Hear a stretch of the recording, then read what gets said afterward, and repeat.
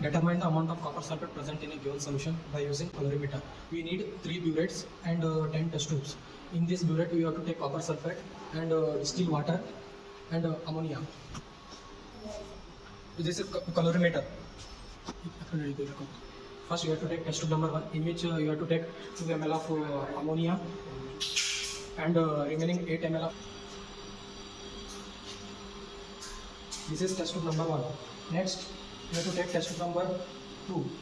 Add 1 ml of copper sulfate and add 2 ml of ammonia. After that, add remaining 7 ml of distilled water. Next, take test tube number 3, in which add 2 ml of copper sulfate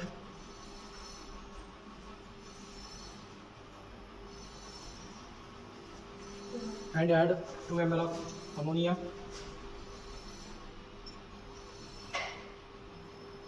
and add remaining distilled water, that is 6 ml.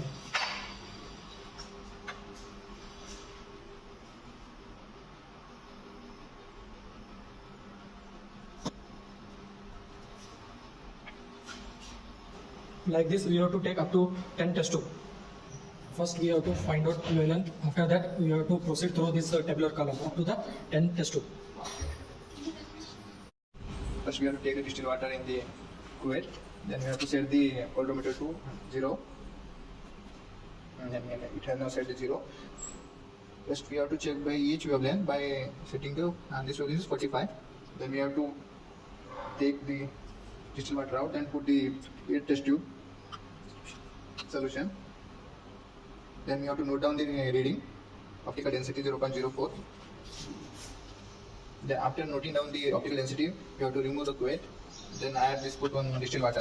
Then we have to change the wavelength in anti-clockwise direction by setting the wavelength to 67. Then we have to make it 0. After noting down the optical density, we have to remove the cuvette.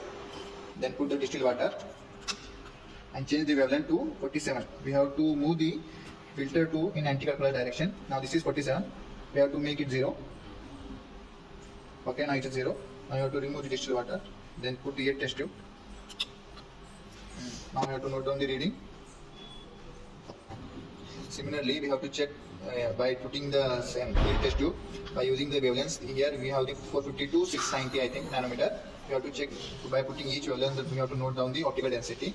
Whichever the highest density, we have to use that wavelength for rest of the test tubes. After using each filter, at the 600 nanometer, we have got the maximum optical density, that is 0.40.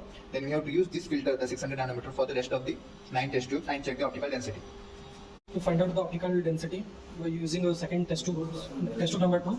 First, we put distilled water and make it 0.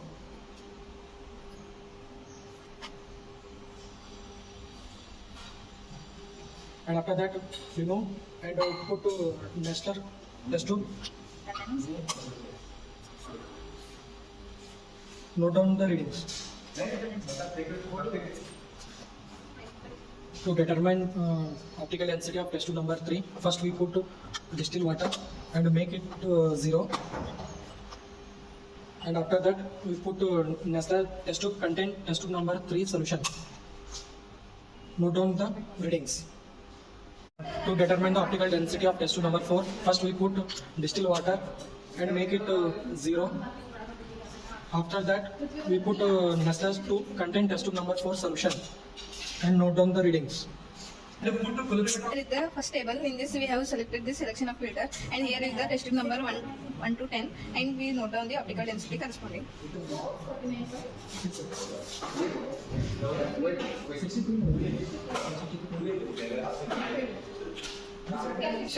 What you have to do?